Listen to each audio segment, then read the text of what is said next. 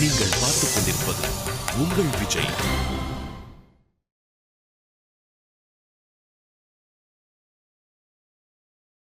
அடியே, இந்த தொடர்கதை சிறுகதை எல்லாம் பேசி நீ படிச்சவங்கிற திமிர என்கிட்ட காட்டாத. இப்ப எதுக்கு நீ போன் பண்ணவ? எல்லாம் உங்க எண்ணம் போல நல்லபடியா நடக்கணுங்கிறதுக்காக தான். என்னடி என் எண்ணம்? சொல்றேன் அத்தை, சொல்றேன். அதுக்கு தானே போன் பண்ணிருக்கேன். விவாகரத்து பத்திரத்துல கையெழுத்து போடணும்னு கேட்டீங்கல்ல. சேது மாமா வக்கீலோட வந்து கேட்டாரு. நான் தான் முடியாதுன்னு சொல்லிட்டேன். இப்ப நான் விவாகரத்து பத்திரத்துல கையெழுத்து போட தயாரா இருக்கேன். என்னத்த சைலண்ட் ஆயிட்டீங்க? நான் கையெழுத்து போடுவேனா மாட்டேனான்னு யோசிக்க ஆரம்பிச்சிட்டீங்களா? என்ன பண்றது? எதுக்கு தேவையில்லாத பிரச்சனைகளை வளர்த்துக்கிட்டு? அதான் நான் முடிவு பண்ணிட்டேன். அப்படியா? ஆமா அத்த. நாளைக்கு காலையில பொன்னியம்மன் கோவில் பக்கத்துல இருக்கிற ஊரணிகிட்ட வந்துருங்க. நான் அங்க வெயிட் பண்றேன். நீங்க நினைச்ச மாதிரி பத்திரத்துல கையெழுத்து போட்டு கொடுத்துறேன். நான் அங்கதான் இருப்பேன். நீங்க தாராளமா கையெழுத்து வாங்கிக்கோங்க. கட்டாயம் வரேன். சரி அத்த, போன் வச்சிடுறேன்.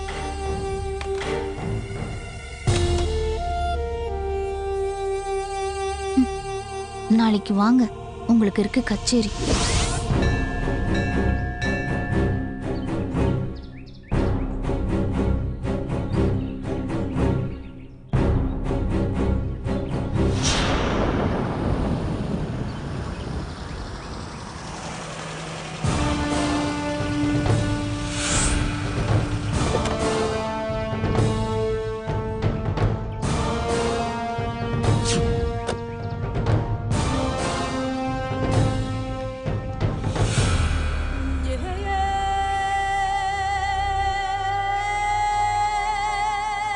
பரவாயில்லையே, எனக்கு முன்னாடியே வந்து காத்து கிடக்கிறவ. எங்க நான் வந்து நீ வராம போயிடுவியோன்னு பார்த்தேன். நீ முந்திக்கிட்ட. உன்னை பத்தி எனக்கு தெரியும், நீ கடமை தவற மாட்டேன்னு. இப்போ நீ விவாகரத்து பத்திரத்துல கையெழுத்து போடுறதுலயும் உன் பொறுப்புணர்ச்சியை காட்டு. இதுல உன் வாழ்க்கைக்கு மூடு தர போடுறதும் உன் கையாலேயே தான் நடக்க போகுது. அத்த, என் புருஷனை விவாகரத்து பத்திரத்துல கையெழுத்து போட்ட பிறகு நான் ஏன் போடக்கூடாதுன்னு ஒரு தீர்மானத்துக்கு வந்துட்டேன். கணவன் மனைவி வாழ்க்கை பந்தத்தை அவரே மதிக்காதப்போ எனக்கு என்ன இதுல உறவு வேண்டியிருக்கு? கொண்டாங்கத்த, நான் கையெழுத்து போட்டு கொடுக்குறேன்.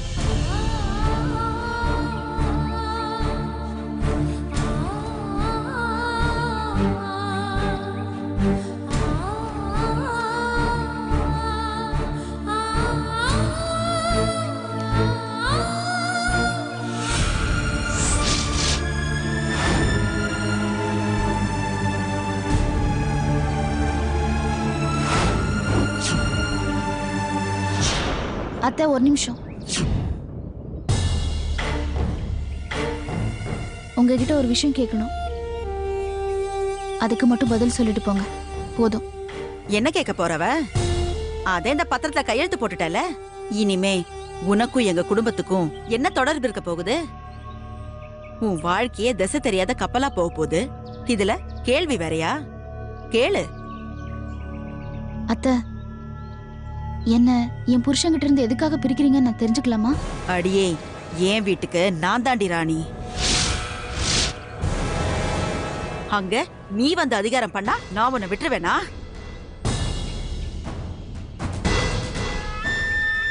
நீ என் பையன் தனுஷ உன்னோட மாய வலையில மாட்ட வச்சுட்ட. என் மவனை உன் கைக்குள்ள அடக்கி வச்சுட்ட.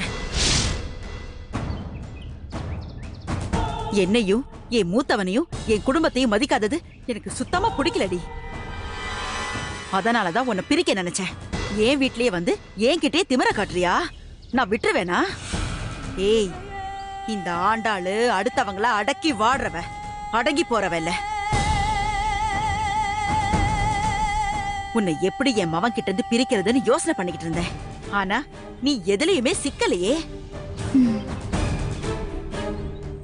என் மவன் தனுஷ வேலைக்கு போ வேலைக்கு போன்னு தொல்லை கொடுத்த. அது எனக்கு பிடிக்கலடி. என் மவனை பம்பரமா ஆட்டி வச்ச. பெரியவனோட கல்யாணத்தை நிறுத்தி ஊரறிய என்னையும் அவனையும் அவமானப்படுத்தின. ஆம்பளைங்க வேலைக்கு போறதுதான் அத்தை புருஷ லட்சணம்னு சொல்லுவாங்க. அடியே, எங்களுக்கு எந்த லட்சணமும் வேண்டாம்.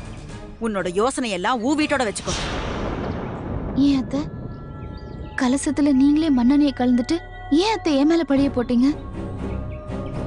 நீங்களே உங்க உடம்புக்கு தீய வச்சுட்டு நான் தான் காரணம்னு ஏன் சொன்னீங்க? என் புள்ள தனுஷ் என்ன நம்பணும், உன்னை அடியோட வெறுக்கணும். அதுக்குத்தான் எனக்கு நானே தீய வச்சுக்கிட்டேன்டி. என் மவன் என்ன காப்பாத்துவான்னு எனக்கு தெரியும்டி. நான் நினைச்ச மாதிரியே உன்னை வீட்டை விட்டு துரத்தி ஜெயிலுக்கு அனுப்பி நீ கேவலப்பட்டு நின்ன போது நான் அதை பார்க்கும்போது நான் எம்புட்டு சந்தோஷப்பட்டேன் தெரியுமாடி?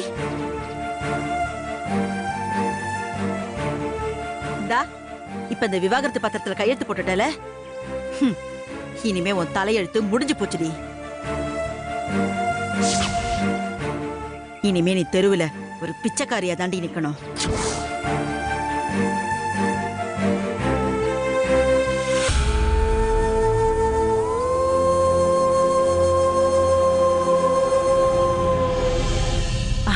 சின்னவனே வாடா, நீ எப்படா வந்த?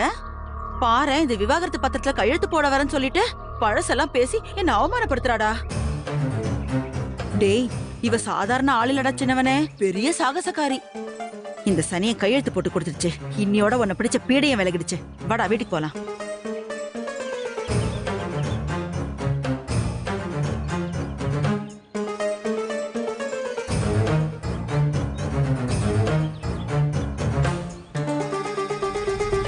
காவ்யா,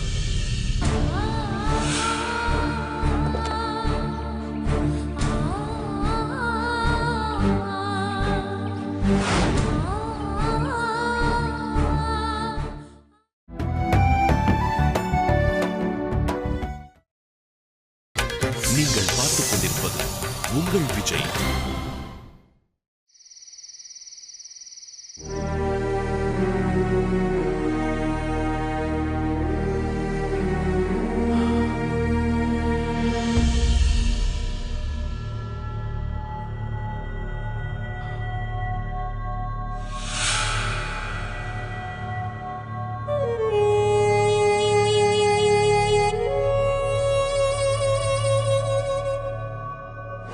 இப்ப நீ இந்த விவாகரத்து பத்திரத்துல கையெழுத்து போட்டுட்டல, இனிமே உன் தலையெழுத்து முடிஞ்சு போச்சுடி.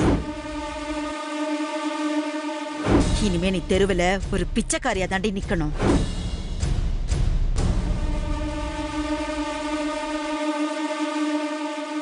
அம்மா, உன்னை பாக்குறதுக்கு எனக்கு பிடிக்கலம்மா. காவ்யா கிட்ட உன்னை பத்தி எவ்வளவு பெருமையா பேசிருக்கேன் தெரியுமா?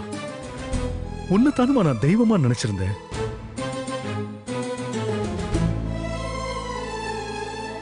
அதையெல்லாம் சுக்கு நூறா போட்டு உடைச்சுப்பிட்டியம்மா. ஏமா ஏமா இப்படி செஞ்ச?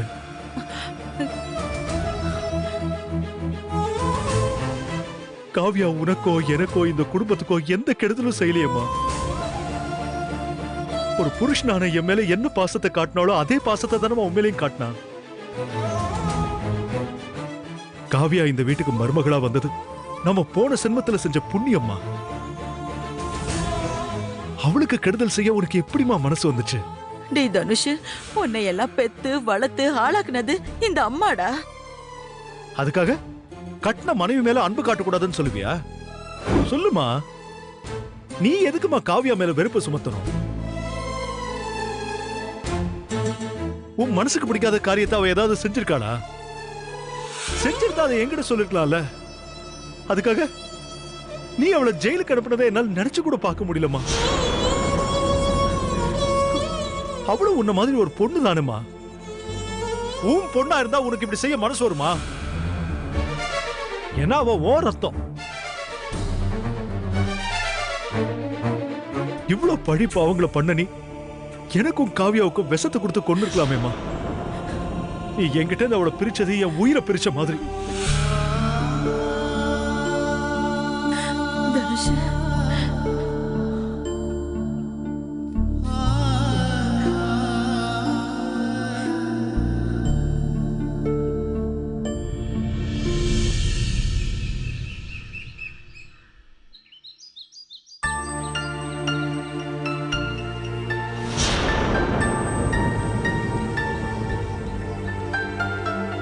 காவ்யா, ஏய் காவ்யா, காவ்யா, காவ்யா நில்லு காவ்யா.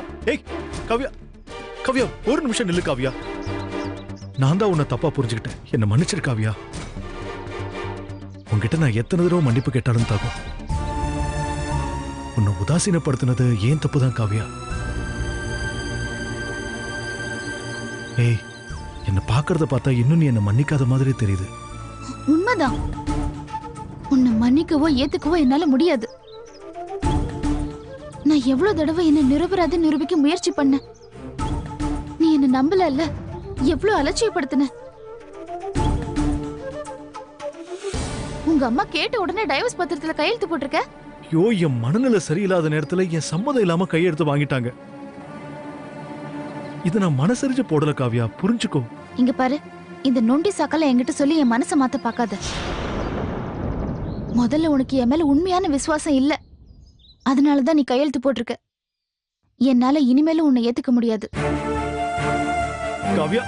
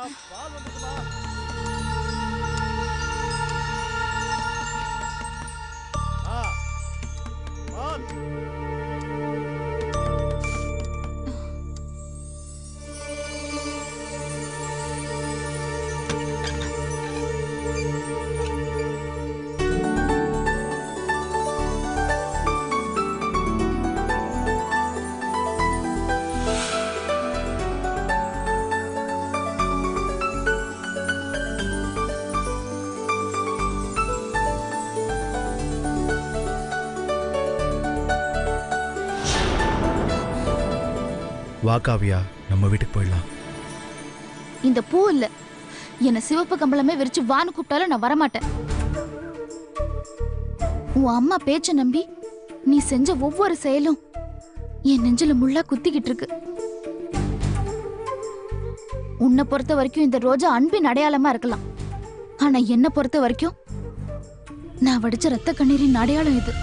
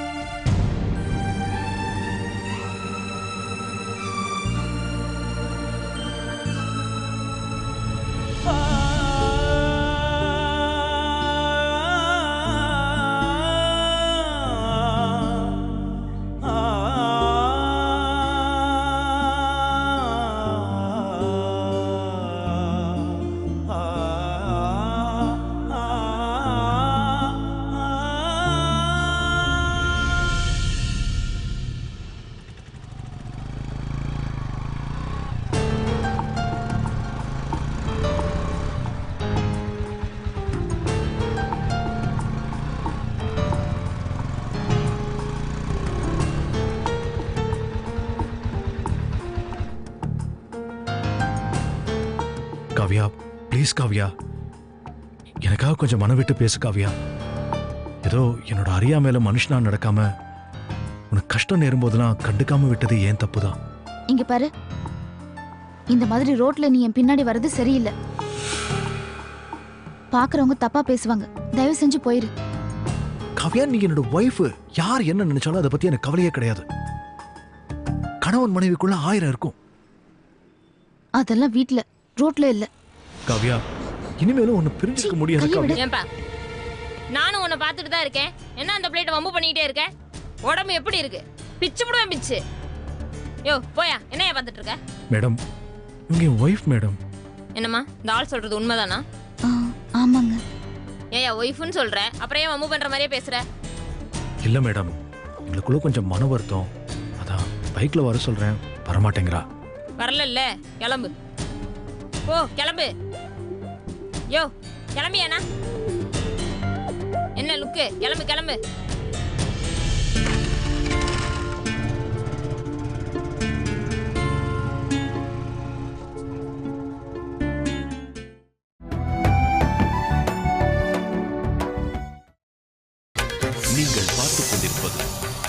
விஜய்.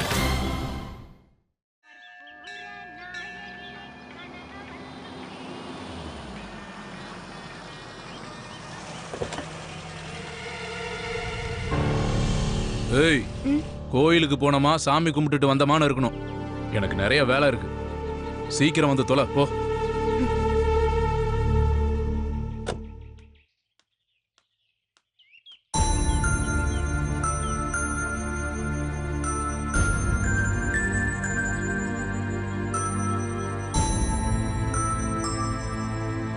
காவ்யா,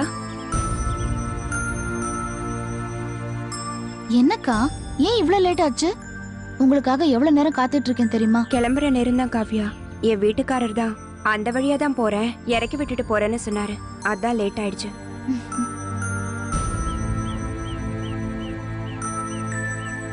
அக்கா என்னாச்சு? ஏன் இவ்வளவு சோகமாயிட்டீங்க? சேது மாமா திட்டினாரா? ம்ஹும். இல்ல இல்ல உடம்புக்கு ஏதாவது முடியலையாக்கா? ம்ஹும். இல்ல, என்னாச்சுக்கா? சாப்பிட்டு 3 நாள் ஆச்சு. என்னது? சாப்பிட்டு 3 நாள் ஆச்சா? என்னாச்சு? உடம்புக்கு ஏதாவது? நான் இல்ல, தனுஷ். காவ்யா, தனுஷ் குற்ற உணர்ச்சியில தினம் தினம் செத்துக்கிட்டு இருக்காரு. கோயிலுக்கு கிளம்புறதுக்கு முன்னாடி கூட எவ்வளவோ சாப்பிட சொல்லி வற்புறுத்தினேன், சாப்பிடல. தனுஷை மன்னிச்சு ஏத்துக்கையே. அக்கா நீங்க என்ன பார்க்கணும்னு சொன்னதுனால தான் நான் கோயிலுக்கு வந்தேன்.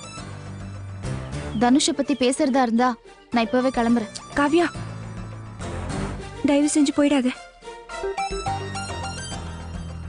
நான் உன்னை கஷ்டப்படுத்துறதுக்காக உன்னை கோவிலுக்கு வர சொல்லல. தனுஷ் படுற வேதனையை பார்க்க முடியாம தான் நான் உன்னை வர சொன்னேன். ஒரு உண்மையை சொல்லணும்னா, நெருப்பு வச்சுக்கிட்டது என்னமோ நம்ம மாமியார் தான். ஆனா அதுல வெந்து போனது என்னவோ நீயும் தனுஷும் தான்.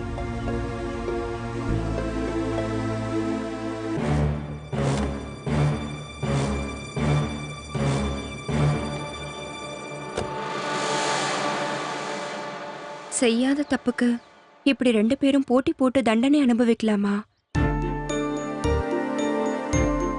அது விதிக்கா, நான் என்ன பண்ண முடியும்?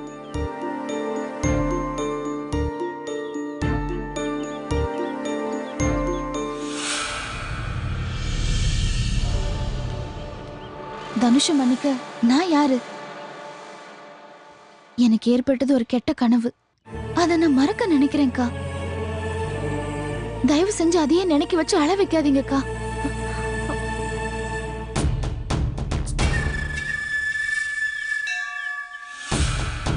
காவ்யா, நீ உன்னையே ஏமாத்திக்காத. எது கெட்ட கனவு? நீ தனுஷ நேசிச்சதா? இல்ல தனுஷ் கூட கொஞ்ச நாள் சந்தோஷமா வாழ்ந்ததா?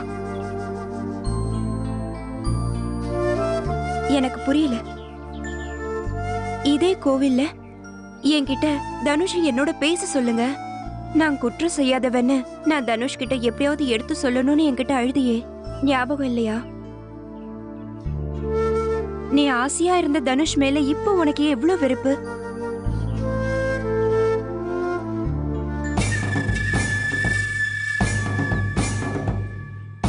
சொல்லு காவ்யா, உன்னை தப்பா நினைச்சதுக்கு தனுஷ் எவ்வளவு வேதனை பட்டுட்டு இருக்காரு தெரியுமா? ஆனா நீ அவரை ரொம்ப பைத்தியக்காரனா அலைய விடுற.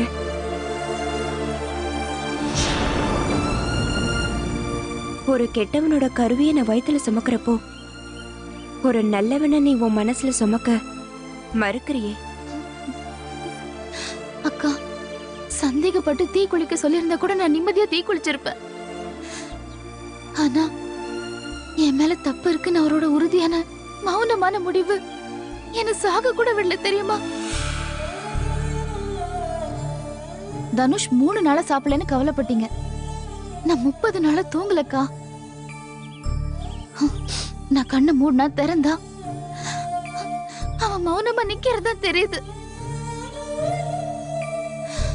இன்னொரு வாட்டி என்னைக்காவது எதுக்காவது என் மேல நம்பிக்கை இல்லாம மௌனமா இருந்துட்டா இந்த காவிய செத்துருவா.